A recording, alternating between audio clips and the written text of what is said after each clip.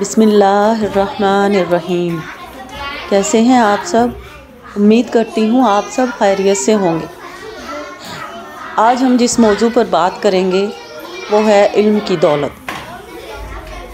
علم حاصل کرنا ہر مسلمان مرد اور عورت پر فرض ہے۔ تعلیم ایک ایسا خزانہ ہے جو خرچ کرنے سے کم نہیں ہوتا بلکہ اور بڑھتا ہے۔ تعلیم کے بغیر امن، صحت اور خوشحالی ممکن نہیں۔ جس طرح ہم اپنی زندگی میں دنیاوی تعلیم کو اہمیت دیتے ہیں، اسی طرح ہمیں دینی تعلیم پر توجہ دینی چاہیے۔ اپنے بچوں کو جب وہ بولنا سیکھیں تو سب سے پہلے رب العزت کا نام یعنی اللہ سکھائیں۔ جب آپ کے بچے کو قاری صاحب قرآن پاک کی تعلیم دینے آئیں تو اسے کہیں کہ بچے کو اللہ تعالیٰ کے نام یاد کرائیں اور حضور صلی اللہ علیہ وآلہ وسلم کے نام یاد کرائیں۔ بچپن میں یاد کی جانے والی چیزیں ہمیشہ یاد رہتی ہیں۔ اور 6 کلمے یاد کرائیں۔ اگر آپ شروع سے ہی بچے کی دینی تعلیم پر توجہ دیں گے تو نہ آپ کو نہ بچے کو کوئی پریشانی ہوگی۔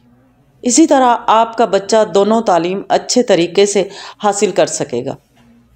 ہم لوگ دنیا کی فکر کرتے ہیں، آخرت کی نہیں۔ اے لوگو، آخرت کی فکر کرو۔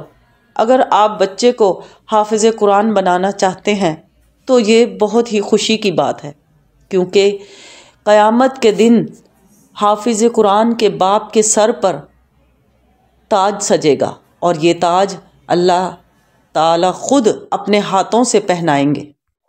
مہد سے لحد تک یعنی ماں کی گود سے مرنے تک علم حاصل کریں۔ تعلیم حاصل کرنے کے لیے عمر کی کوئی قید نہیں۔ نماز قائم کریں اور اپنے بچوں کو نماز کی تاکید کریں۔ کچھ بھی کریں اپنے رب کو راضی کریں۔ علم کا مطلب ڈگریاں حاصل کرنا نہیں، بلکہ علم وہ ہے جو آپ کے اخلاق سے ظاہر ہو۔ ملتے ہیں اگلی ویڈیو میں، تب تک کے لیے اجازت دیجیے۔ دعاؤں میں یاد رکھیے۔ اللہ حافظ۔